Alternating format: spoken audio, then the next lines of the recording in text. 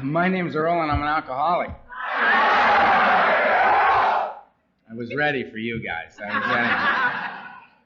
I want to thank Dick for asking me to come share here. It's always an honor and a privilege to do so. I want to thank my friend Dick M., the other Dick M., for picking us up at the airport, my wife and I, and getting us here. Where is he?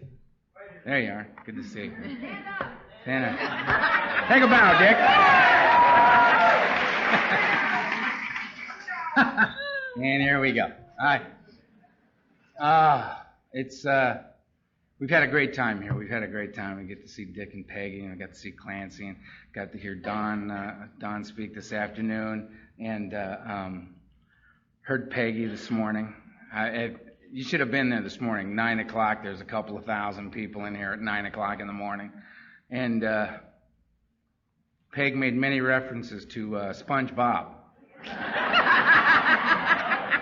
I didn't know what the hell she was talking about, but she actually had a little figurine of SpongeBob. And it was an excellent, outstanding talk about responsibility, being responsible. And you, from now on, you are Sponge Peg.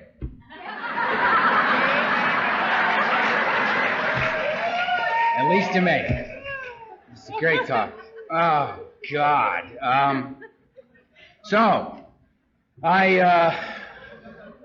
I didn't start drinking until I was 12 years old.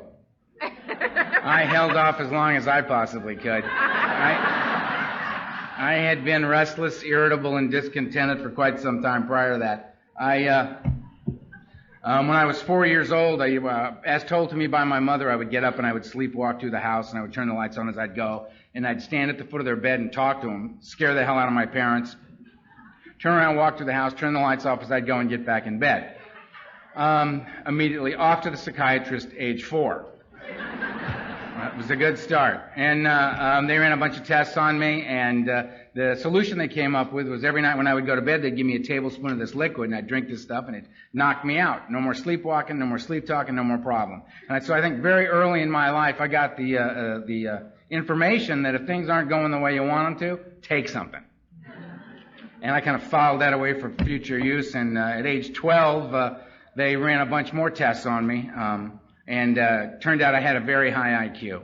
I don't have it anymore, so I'm not bragging. That's been gone for quite a while. But they decided, my father decided it was time for me to become a man, which was, I think, clear to everyone. I was 5 feet tall, 104 pounds, scared of my own shadow. Manhood was right around the corner. And so they shipped me off to boarding school. How I found that I was going to boarding school was I was in my room doing whatever the hell I was doing then, and my father walked in and said, get in the car. All right, so I got in the car, and a bunch of relatives showed up, and we drove and pulled up to this place, and I got out of the car, and my father got out of the car, and nobody else got out of the cars. And he walked over and he put a suitcase down next to me, shook my hand, and said, this'll make a man out of you. Got in the car, and they all drove off. Welcome to boarding school. And the fact was I was being given an opportunity for a wonderful education, which has held me in good stead to this very day. The feeling was that I had just been thrown away by the people who knew me best in the world. And I didn't know what I'd done wrong. So I went into this 3-day meltdown and pretty much turned my back on my family and never went back. Started walking around this campus with my books under my arm, kind of not making eye contact with anybody. And Tiny found me. Every high school's got a guy named Tiny. He's like 6'4", 240. Plays guard on the football team. And Tiny said, how you doing, punk? And he walked up and he slapped me in the back of the head as hard as he could, sent my books flying. And I walked up and hit him as hard as I could, which had no effect on Tiny whatsoever. And Tiny said, you got a lot of guts, kid, and he beat the crap out of me right on the spot. And as I'm taking this beating, I'm thinking, this is going pretty well.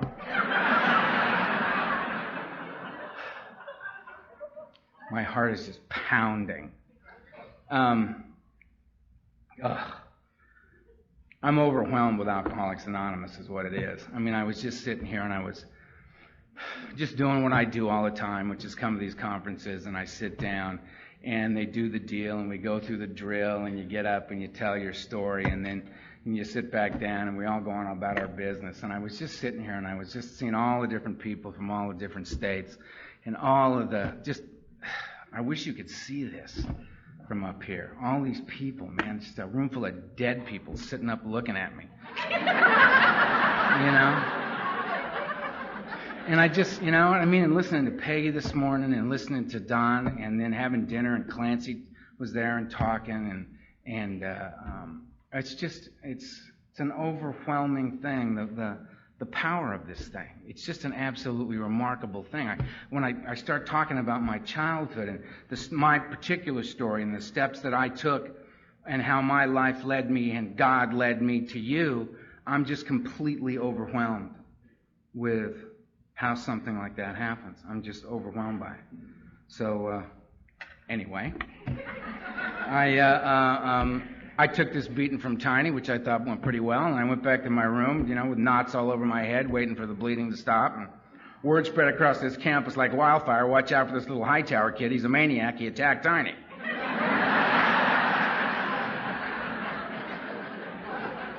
So now I got this reputation that has absolutely nothing to do with who I am. I'm just a frightened child, and now I'm a madman, right? So the cool guys started coming around, and Matt and Steve rolled by. And Matt came by and he stuck his head in my room and he said, "You want to smoke a joint?" And I said, "Yes, I do." And I didn't even know what he was talking about, you know. All I heard was, "You want to come with us? You want to hook up with us?" And the answer was, "Yeah, I feel like I'm alone in the universe. I'll go with you." It wouldn't have mattered what he said. He could have said, "Listen, we're going to go kill the Spanish teacher. Do you want to come?" Yeah, I'm with you. So we went around behind the dorm, 2 13-year-olds and a 12-year-old, total strangers, and Matt fired up the joint and handed it to me, and I just did what he did, and that burned my lungs. That's nasty. And then here came this little Tupperware container full of cheap red wine. I took a pull on the wine. That burned my throat and my stomach. That's nasty. And I'm standing there 12 years old thinking, my life sucks, man. A week ago, I was fine. All right? And in a week's time, I got large people are out there beating the hell out of me. My family's throwing me away. My lungs are burning. I'm standing with these 2 total strangers. I hate this. And I mean, it happened. That thing that makes me bodily different from my fellows occurred. You know what I mean? That warm feeling just kind of wafted up over me, and suddenly I was comfortable standing where I was standing, doing what I was doing with the people I was doing it with. And I never felt like that before in my life. And I don't know, is it the pot? Is it the wine? Is it the fact that I'm standing here with my 2 very close personal friends, Matt and Steve? Because I'm feeling that connection. I don't know, and I don't care. You know, my experience in the beginning was, feel better than you've ever felt before in your life, nothing bad happens. Because I got little loaded with my friends, my new best friends. We had a nice time. I got up the next morning. I went to school, no harm, no foul. Nobody died that night. No blood was drawn. Nobody went to the nut house. Nobody went to prison. All those things were going to happen, but that wasn't my experience at that point. So based on my experience, I figured, I got to go with this, and I did. I went with that every day for the next 16 years, no matter what. I hung in there. I had singleness of purpose.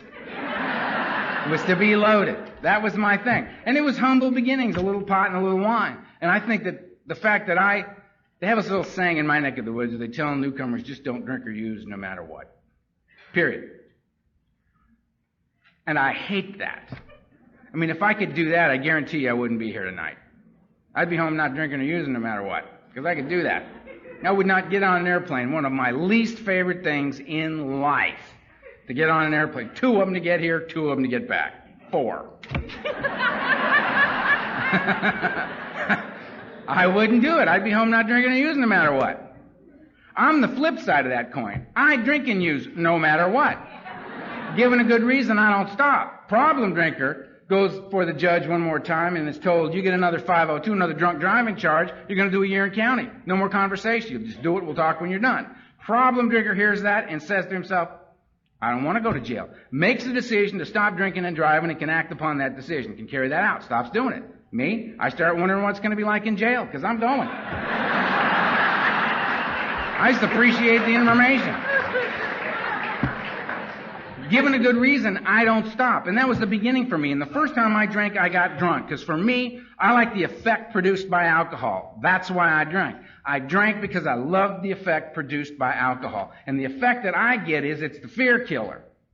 If I can get enough alcohol in me, it kills the fear, and I can talk to you, and I can be involved with you, and I can measure up, and I stop comparing my insides to your outsides and losing every time. I stop the self-centered fear on me just seems to slip away, and I'm able to come out and be in the world with the rest of you.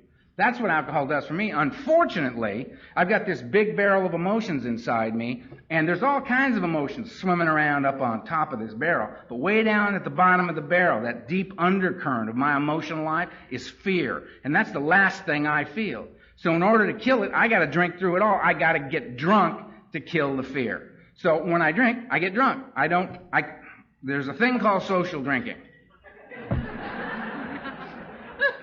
I really shouldn't even comment on it. I have no experience with it at all. I have seen it done. I find it bizarre. Let's just leave it at that. But it's not my experience. So it's humble beginnings for me. Little pot, little wine, 13 pills. The only reason I took a pill is I was hanging out with these guys. This guy said, would you like a couple of pills? And I said, well, yes, I would. Couple of pills, 20 minutes later, I'm laying on the floor, very happy there. I like pills. Sacanol, Tuinol, Placidil, got strung out on all that stuff. 14 was psychedelics. Only reason I took a psychedelic was a girl named, I went on a 10-hour pass from this boarding school, and I was hanging out with with Debbie. Debbie was a bad girl. And an older woman. She was 15 and a half. Yeah, I got respect for Debbie to this day, man. Debbie said, you want to drop some acid? And I said, well, of course I would, Debbie.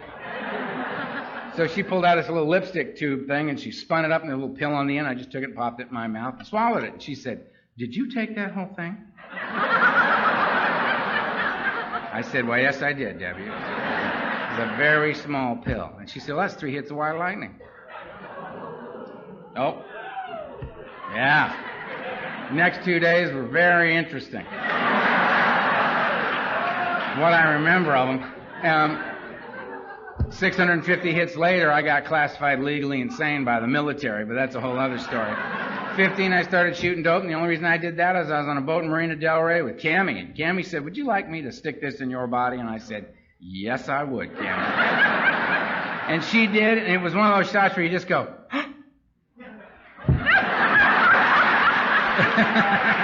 and on the way down, all I remember thinking was, if I'm not dead, I'm doing that again. Excellent.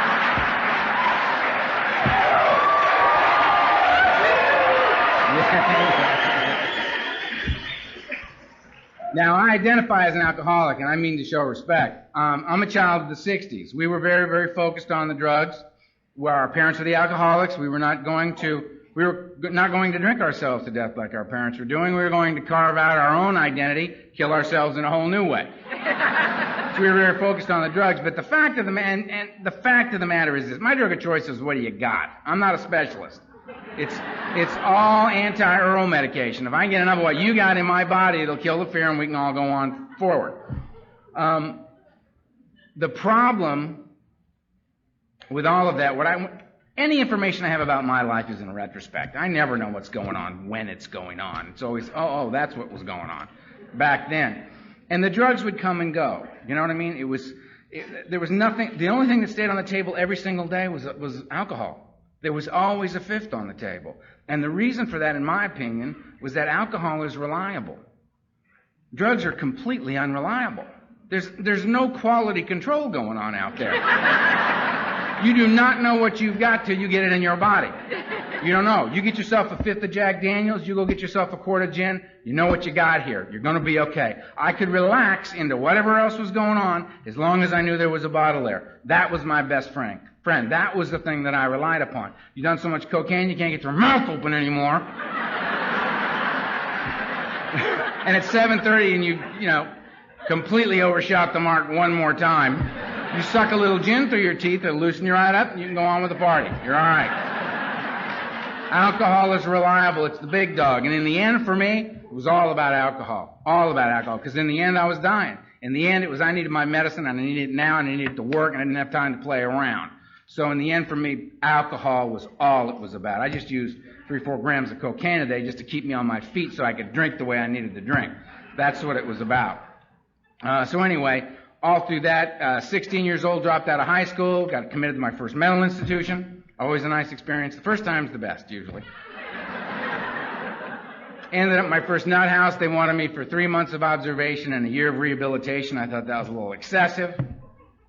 So, but when they started talking shock treatment, I got a little compliant. You know what I mean? What did you want to know again? That's not bad. Thanks. And, just did this. I tried to escape. Every place has got the... I'm an idiot. I tried to escape from the nut house. They had the exit signs that reminded me of it. They're red here, but they had the green exit signs of the place. So I'm shuffling around in this joint, taking my 3 cups of pills a day and getting my shot, and just cruising around in there, having all my meals. I had my meals with this woman named Kilday. Loved Kilday. Kilday was nuts, all right? And all you had to do to flip Kilday out was you sit down and have your meal with her, and you sit down and say, Kilday, how you doing? Kilday, wow! So every meal was like dinner and a show, you just eat a little food and flip Kilday out, right? So I decided I'm going to make my big break out of this joint, and I'm getting ready. I'm going to use Kilday as my diversion, right? So I get everything. I'm going to make my break for that door, and I get Kilday, flip Kilday out, and hit her that way. I'm ready, go!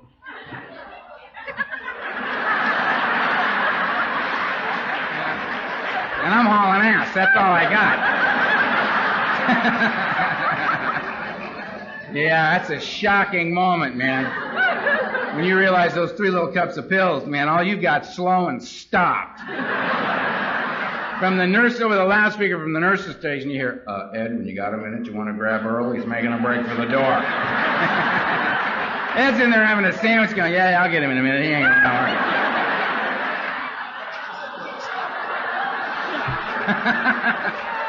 Oh, man, that's demoralizing. Second time I got thrown in the nut house, I escaped the first day before they got the Thorazine in me. You know what I mean? So I'm really, really glad to be back in, man. It's tough out on the streets. Hey, look at that. I take off and the whistles are going, and there's a guy chasing me, and I hit this back door, and I'm running along this lawn. There's an ivy-covered 12-foot chain link fence. And I got a little theme song playing in my head, So I'm heading for this fence, and at that point, I'm a high school dropout. I'm a drug addict. I'm an alcoholic. I'm at any moment, hopefully, an escaped mental patient. That's like my resume. That's what I have to say. If I make that fence, I'll be drunk in 20 minutes. I don't have any problems if I'm drinking. Right? 20 minutes. My life is already... I'd been called an alcoholic at 16 and a half years old. And my reaction to that was, what's your point? This is me. This is how I live. This is what works for me. I don't know how to be any other way. I watch TV. I know it's not going quite like they got it going on Father Knows Best. I know this doesn't look like, Ozzie and Harriet, but it's the best I can do. And I'm doing, right, so 3 years out on the street doing what you do to stay, drunk for 3 years out on the street. Met a woman at a party. Talked for 20 minutes. Went really, really well, so we were in love. And we decided that we needed to build a life around this 20-minute conversation. And, things weren't looking real good, so I went on an interview to a good business college in Northern California. Did the personal interview. End of the interview, I had been accepted to that establishment. Thinking to myself, how am I going to pull this off? Went back to my father, said, look, I got accepted to business college. Don't ask. Give me a year's tuition, I'll leave town. He said, beautiful.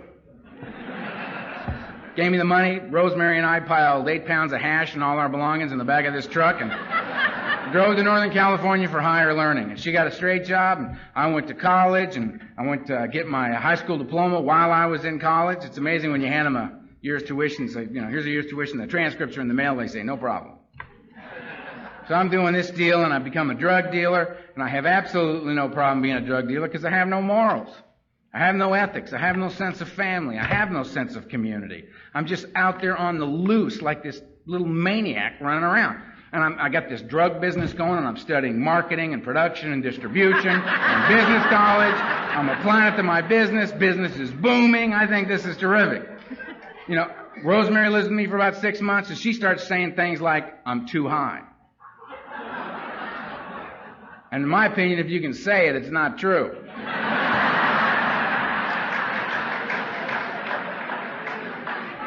So we ship her back to L.A. I'm doing my thing. Turned 20 years old. It turns out I have malignant cancer. Of course I do. So I fly back to L.A. They do major surgery on my back. They prepare me to die. They prepare my family for me to die. And I remember thinking, You don't even know who you're talking to. The way I'm using this is coming up like twice a week. This could die. Yeah, whatever. So I do the little nuclear medicine thing, and that's boring. So I leave and I go home and I just get loaded the way I get loaded. And I believe that, and I beat the cancer thing. And I basically believe that the way I was using it in those days, my body was so toxic, cancer could not live in my body. Just cancer, just nope, we're not doing this guy. And I'm a long-term cancer survivor. And next year I ended up, oh, thanks.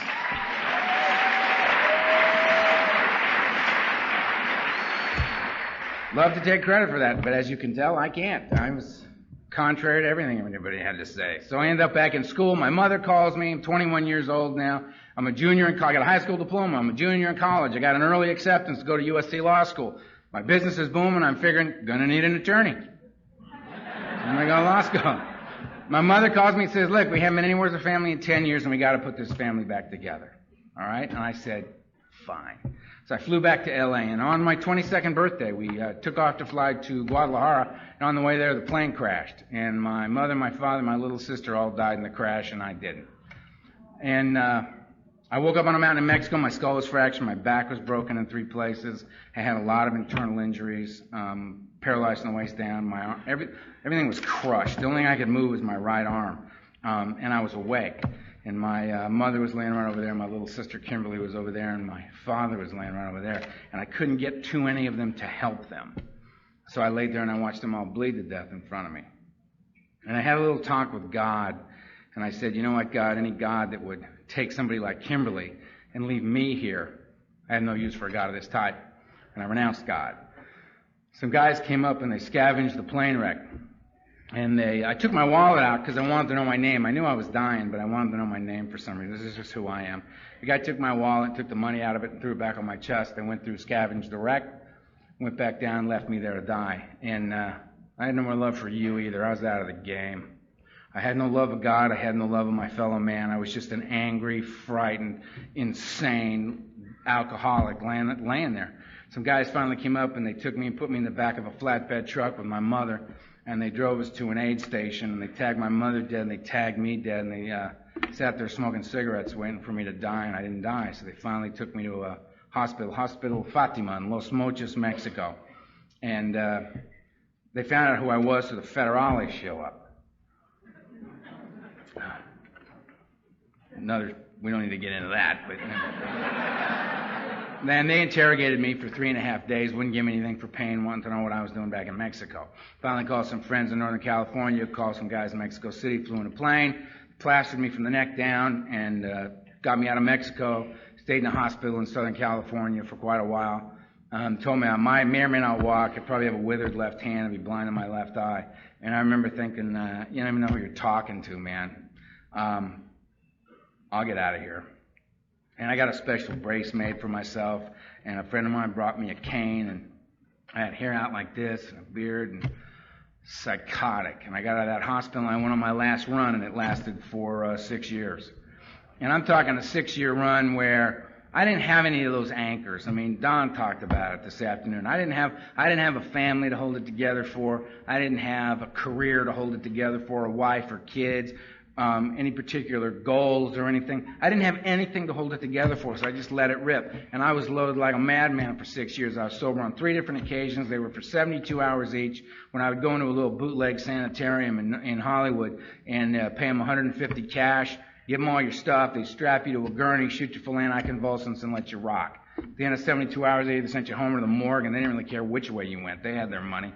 And the last time I did that was in 1978, and I said, I reintroduced myself to God. I was just kicking like a dog. And I was so sick and beat down. I said, you know what, God, you get me out of this sane and alive, and I will never, ever, ever, ever drink or use again as long as I live. I can't take the pain. I can't take the madness. I can't live like this. I don't know how I got here. I don't know how to get out of this. But I know it's the drinking. I swear on everything I hold dear. And I meant it with every fiber of my being. And I got up off that bed and I drank for 2 more years because I could not stop drinking. I couldn't do it. When I came out of my last blackout, I I was 215 pounds. I was yellow. Heart was swollen. Kidneys messed up. Couldn't touch the liver. Thyroid shut down. I'd broken 74 bones. I had over 650 stitches in me. My family was dead. I had no friends. I had no place to live.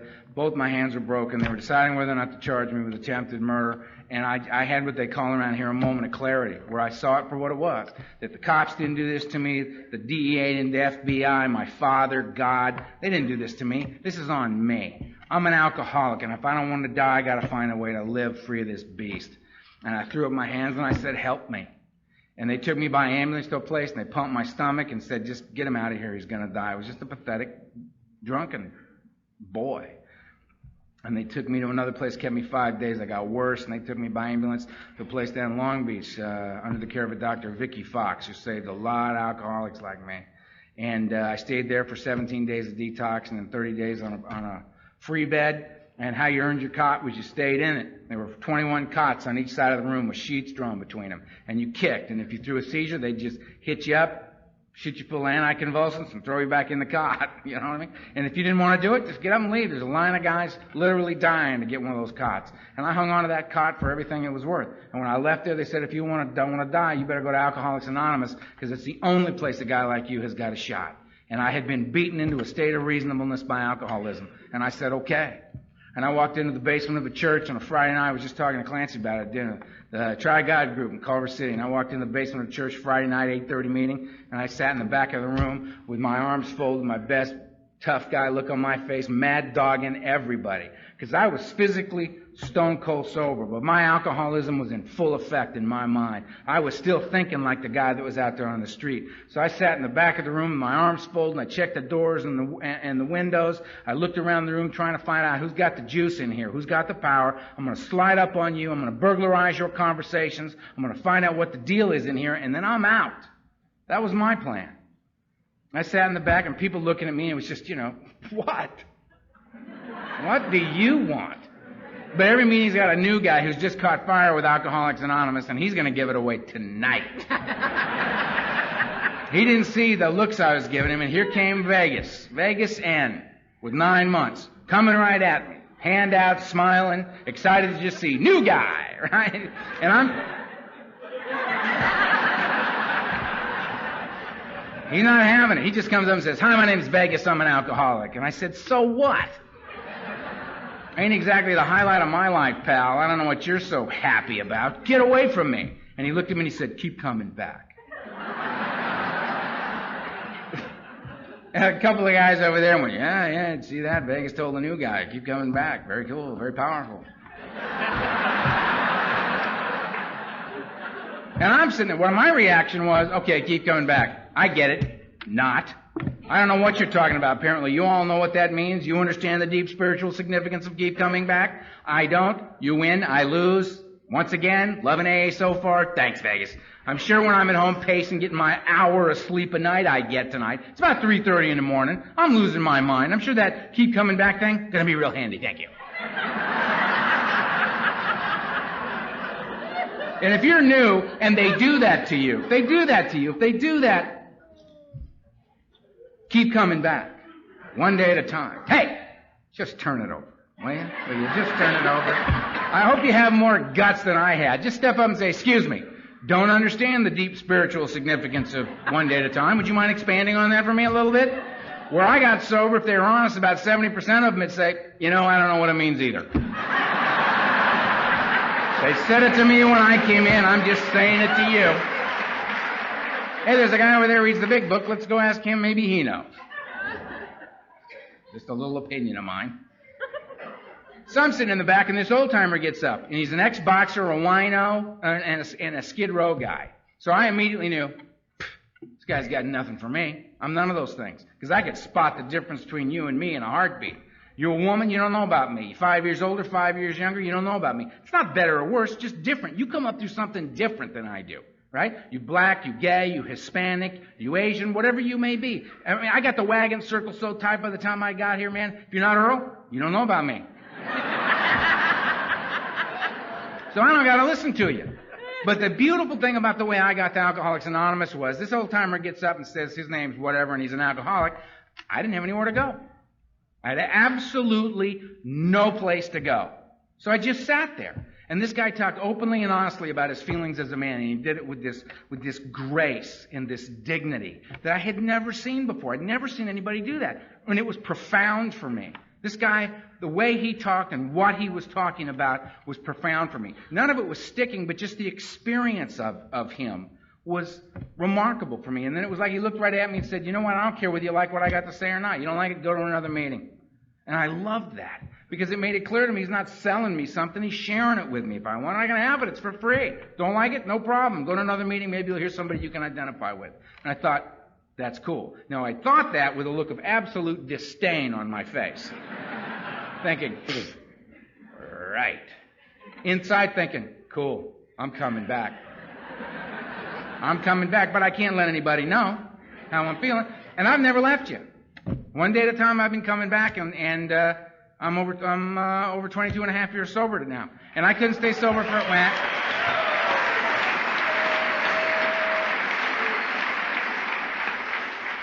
You're clapping for yourselves.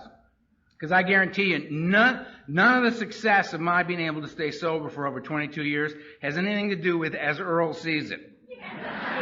There isn't any... Everything that I have that's of value, I got from the men and women of Alcoholics Anonymous who came before me. So I started back and I kept coming to meetings, and you all suggest things to us newcomers when we're in the meetings. They go, you got a sponsor? No. You need to get a sponsor. Okay.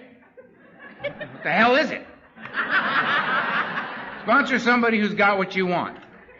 I would like to drink.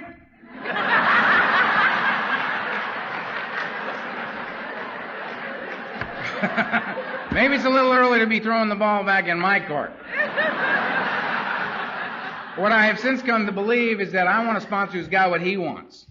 It's a good definition of happiness, wanting what you've got. I didn't want the guy with the flashy car, the big bank account, or all that stuff, that outside stuff. I'd had stuff and stayed miserable. I wanted the guy with the light beams coming out of his head. I wanted the guy with a passion for living. I wanted somebody who could feel strongly about something, because I'd lost the fire inside me. All the passion in me was gone. There was just a pilot light flickering inside. And I've met this insane madman, the late, great Donald Madden, who was my original sponsor. He started to talk about it tonight. Donald Madden didn't tell me about Alcoholics Anonymous. He showed me. He didn't ask me to become a member of Alcoholics Anonymous. I went to him destroyed, and I asked him to be my sponsor. And he said, you don't have to like what I tell you, and you don't have to think it's a good idea. You just have to do it. Don talked a lot about that this afternoon.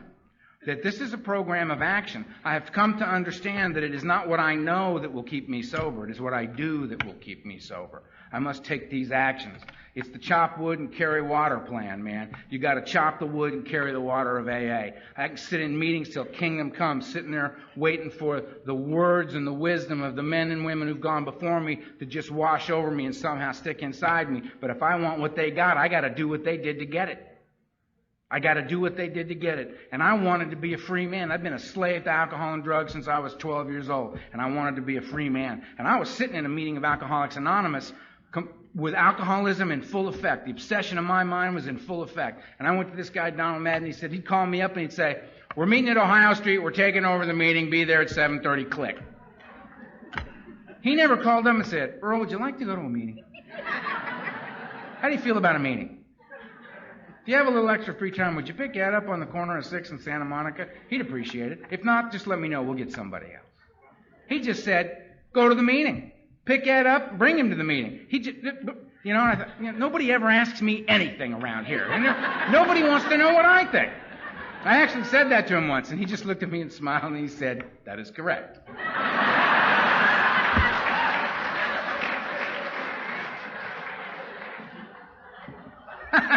He was great. And I talked to him every day until the day he died. July 25th. Last July 25th was 9 years. And it broke my heart when Donald Madden died because he was the original for me. Everybody's got their original. He was my original. He's the one that showed me how to get the fire. He's the one that showed me how to catch the buzz. The buzz that I thought was gone forever. He showed me there's a new way in here. In Alcoholics Anonymous, you can get free. You can catch a buzz. You can be in life. You can have it. We were waiting for them to come get the body. a few of us that were sponsored by him. And I heard his voice in my head. I thought he was dead. And I heard his voice say, "Get a sponsor, you little son of a bitch." And then I thought, okay, who? And then the first name that rolled through was a guy that I knew Donald loved, and I knew loved Donald. It was like another guy sitting at the same table, just a different chair. Called up Al S., and I said, "Al, Donald's dead, will you sponsor me?" And he said, "Yes." And I went and I met with him. I said, "What do you want me to do?" He says, "You're doing everything you're supposed to do. You understand the difference between the program and the fellowship. You go to the meetings, you have commitments, you sponsor people, you speak, you're willing to be sponsored and take direction. You're doing all that stuff." I said, but you also understand that that's the fellowship, that the program of Alcoholics Anonymous is found in this book. And that you've been reading this book, you have worked these steps. I would suggest you're a little light on one aspect of step 11, the meditation aspect. And I said, "Okay, what do you want me to do?" And he goes, "Here's the number, call it and do what they say." And I said, "Yes, sir." And I called them, and it was a meditation school. And they said, "Come here for this series of things, and you're going to know how to meditate." And I said, "Okay." And showed up and did it. And he's the guy that taught me, all you got to do, or else you got to get between these. And I thought, cute. Possibly even clever, but I know. He said, "Earl, just get just get in there, just right in there.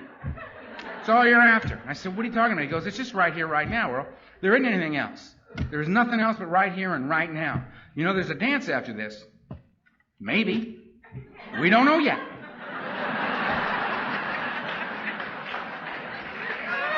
You know, we don't know. We don't know, right? There are some good speakers. It's done. It's done. It's done. There's now. This is all we got. This is the only place I can know any dignity as a man. This is the only place I can love and be loved. That thing I swore on that mountain in Mexico I would never do again as long as I live. I would never be I would never let you love me. I'm never going to tell you who I am. There's no way you're going to love me. And I'm not going to love you. I'm out. I'm out. And I carried that well into Alcoholics Anonymous. You guys picked my pocket like a thief in the night. You told me that coming to Alcoholics Anonymous and working these 12 steps and being involved in the fellowship and working with newcomers, despite what my head said, taking the action of doing that and getting out of self and being of service to others, you told me if I did this that I would have a pretty good chance of not drinking or using anymore. You told me in the first sentence of chapter 5, which we read tonight, rarely have we seen a person fail who has thoroughly followed our path. And I thought, okay, I will roll the dice of my life on your game, and all I want is to not drink or use anymore, just to make it so I don't have to go back into madness. That's what I want from you. Will you give me that? And you said, sure. You didn't tell me that you were going to do so much more. You didn't tell me that. You didn't tell me you'd give me right here, right now back. You didn't tell me that you'd give me life, the only place I can live it, back. And you did. It was rude of you not to mention it. That's what would happen.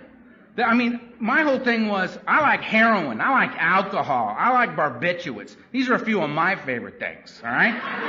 My idea of a good night sitting around checking my pulse. That's a good night. But if you don't have that, I'll take the cocaine. I'll take a big bag of the cocaine. Sure, let's shoot the cocaine up and drive around the freeways, decoding license plates. Sure. That's fine. The point is, up or down, irrelevant. I just got to get out of right here, right now. Because right here, right now, I'm self-centered and I'm afraid. Right here, right now, I'm comparing my insides to your outsides and I'm losing every single time. I can't live in the pain and the isolation and the loneliness of that, so I must get out of here. Alcoholics Anonymous gave it back, where I get to live my life. I get to be in this room with you. Something I could never, ever do. This is the only place a life for me like this is going to happen. What's fascinating about that for me is that I get right here, right now. It's this duality of life that I work through the 12. There's this triangle with a circle, right? Ancient spiritual symbol, mind, body, and spirit, brought together as a whole human being. And therein lies the balance I've sought my whole life and never had drunk or sober. Ever. Alcoholics Anonymous adopted that symbol. It's the same thing. Unity, service, and recovery. Unity is the body. I bring it here. I could not get sober, but we can together. If I'm with my fellows, I seem to do okay. I can't know that I'm changing, but I can see it in you all the time. Wow, that guy's changing. That's really remarkable. I seem to be doing the same thing he's doing. Possibly I'm changing as well. I certainly seem to have a better class of problems today than I used to. The recoveries of the mind, the greater aspect of my disease. This isn't about stopping drinking and using. Yes, We do not drink and use here. If we weren't so stringent upon that one particular item, I think A might be a much bigger outfit. But this isn't just about stopping drinking. It's how do I stay stopped? The only way I can stay stopped is to be comfortable sober. If I can't get comfortable sober, planets are going to line up one day just right, and I'm going to get drunk. So I have to be relieved of the thing that makes it impossible for me to be comfortable sober. The obsessive nature of my mind as it relates to alcoholism. This voice in my head, the book tells me the persistence of this illusion, this belief in a lie that I can drink like a normal man, is astonishing. Many of us pursue it to the gates of insanity and death. I'm a gate guy. I got to stay here. I got to get comfortable sober. And this, how do you get relieved of the obsession of mind? Work the steps. Step 4. Step 1, what's the problem? Lack of power. What's the solution to that? Power. Step 2, a power greater than myself that would restore me to sanity, soundness of mind, relieve me of the obsession to drink. What should I do about that? Step 3, get down on my knees and turn my will and my life over to the care of a God I may or may not understand. My understanding is irrelevant. My approval is not required. Just do it. I do it. 4 and 5 is me, 6 and 7 is God, and 8 and 9 is you. Nobody else to play with. 4 and 5, I swallow large chunks of truth about myself. Me, notice the order of these. Get it straight here. Where am I standing today? I want to get from A to Z. Got to determine A first. If you can't call somebody up and say, how do I get to Burger King? Well, where are you currently? I don't know. They're going to have a little problem telling you how to get to Burger King. I got to do 4 and 5. I got to look at where I'm standing. 6 and 7, hook it back up with God. Ask God to remove the defects of character because I'll remove the wrong stuff. I'll get in a little negotiation on that. 8 and 9, hook it back up with you. Very, very sorry, back in the house. None of these big, long, hey, wait, you're going to love me. I'm on a spiritual journey. I'm making amends. Have a seat. I'm going to wow you now with this. No, very, very sorry. Here's your money back in the house. 10, 11, and 12, keep me in a process I have just scratched the surface on. 10 me, 11, 12, 11 God, and 12 you. Same thing. I continue to take personal inventory, and when I'm wrong, promptly admit it because I'll create resentments left and right. I'll fester and I'll die. Sitting in a meeting of Alcoholics Anonymous. 11, seek God. How? Through prayer and meditation.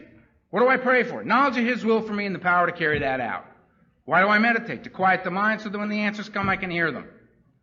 Having had a spiritual awakening is the result of doing that, having been restored to sanity, soundness of mind, relieved of the obsession to drink and use, the beast no longer whispering in my ear as I'm cleaning up Ohio Street. You know? Third side of the triangle, service. You. I can be of service. How can I help? Not because I'm a good guy, because I don't want to die drunk. I don't want to die drunk.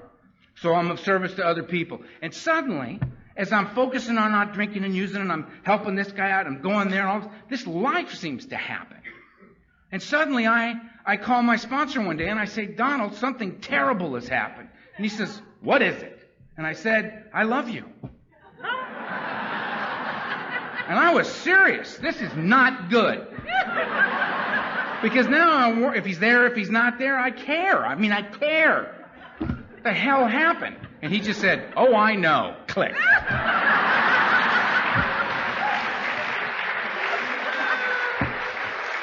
And then I got friends, and I got a job, and a job turned into a career, and I'm just showing up.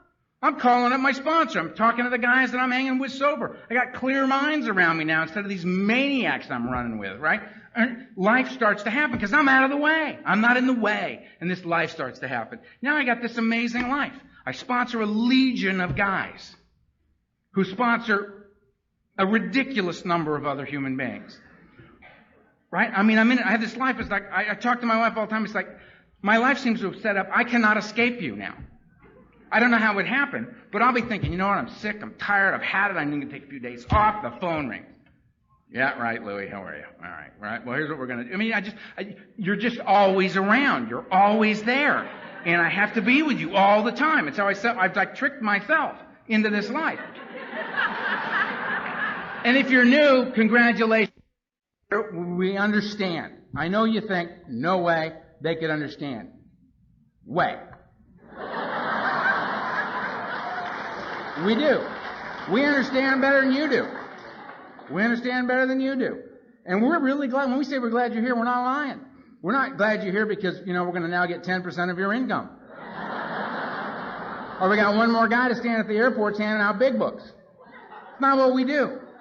We really, really are glad you're here. And we remember what it's like to be new. I have to remember what it's like to be new. I remember me driving up to Ohio Street, brand new, just a few months of sobriety, and I'd pull it up, and it's just the inside of your head when you're new and thinking, all right, it's Ohio Street, it's Ohio Street. I found the building, It's good. Park the car, go in there, put the key on the seat, find a guy to sit next to, sit next to the guy with the red coat. Guy with the red coat, that's great. Get sit next to him, you find the guy with the red coat, you find your seat, it's good. How you doing? Fine. How you doing? Fine. How you doing? Fine.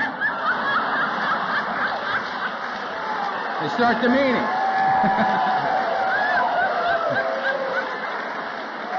They start the meeting and you're sitting in your little chair, The guy, he's up. What's he doing? I don't know what he's doing. He's gone. I didn't get any of that thing. There's another guy. He's up. He rarely saw something. Okay, he rarely saw something. 12 steps in A. 12 things in A. 12 things. Oh, ABC. 12 things in ABC. He's down. I think a lot of that. 12 things ABC. I got to hang on to that. I got to try to hang on. He's down. He's up. He drank. I drank like that. I love that guy. That guy was great. Where is he going? I like that guy. We're back. They're passing a basket. Don't take the money. Don't take the money.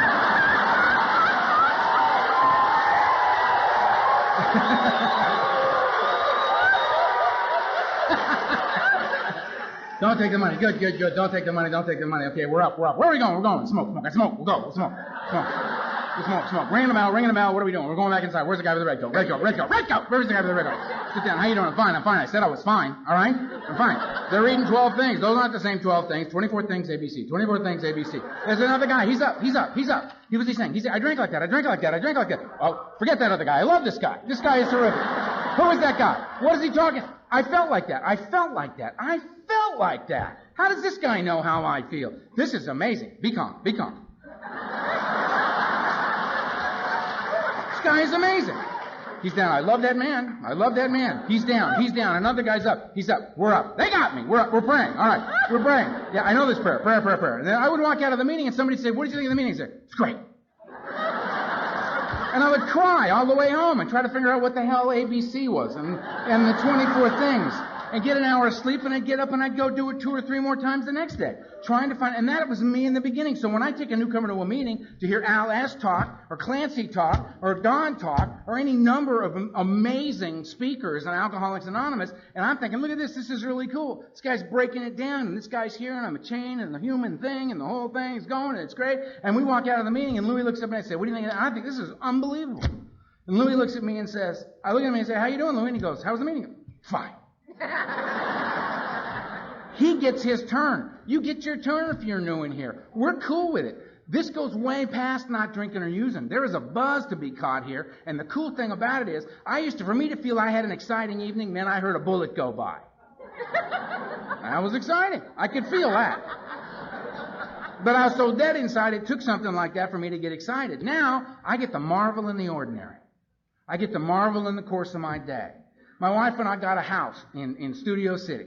Got this house. Her first home for me since I was 12 years old. And we were there, and it's like this huge moving experience, but of course can't let anybody know that. So I'm standing out on the front lawn, I'm looking at the other houses, and we got a front lawn. Plants and stuff growing everywhere. And there's like a hose and everything out front, and people are driving, the neighbors are coming to the fence going, how you doing? Good to see you, neighbor. I know the lingo. I got it. Neighbor. Right? Thinking to myself, they don't know, let's keep it that way. I'm just going along, and I think I see people watering their front lawns. You don't want to have the dead lawn out front, so everybody knows where the dope fiends live. You don't want to have that. So you get the hose out, and you turn the water on, and I'm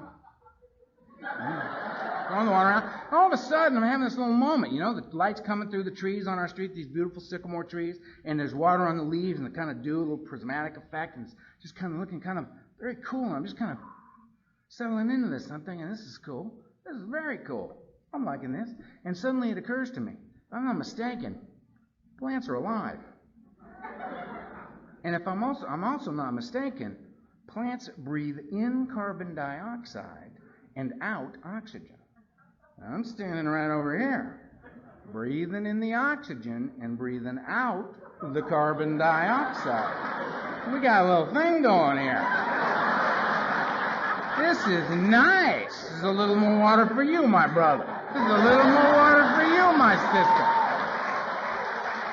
I'm catching a buzz on the front lawn. I run into the house to my wife and go, honey, they're alive. She says, I know, darling, you got some more friends in the backyard. Why don't you go play with them? Yeah! I'm in the backyard.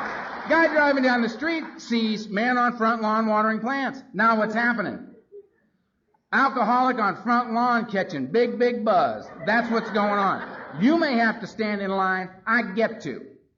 The power of choice has been given back to me. I get to decide the way it's going to be. I get caught in traffic on the freeway. More music for me. Get on the cell phone, start talking to my friends. What are you doing? Hanging out in the car. Why? Do I need a reason? I'm just here. There's cars in front, cars in back. I'm here. It's all right. None of these people behind me are after me.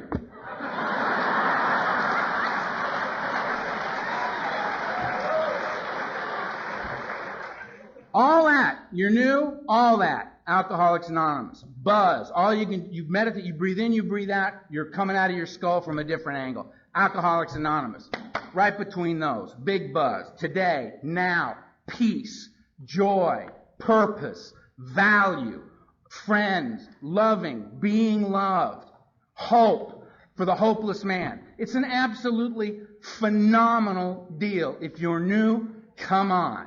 Just come on. Find yourself somebody in here with the light on in their eyes, somebody who's caught the buzz, and just follow them. And you don't have to like what they tell you, and you don't have to think it's a good idea. You just have to do it. If you just take the action, you might find a life beyond your wildest dreams. You might find that here.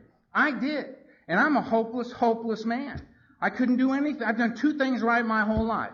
I drank because if I hadn't have drunk, I'd have blown my head off long before I ever got to you. And the second thing I did right was I got beaten down enough to come in here, and when you said go left, I just said, okay. And I went left. Out of that, a life beyond my wildest dreams. Out of that, I'm standing up here looking at you.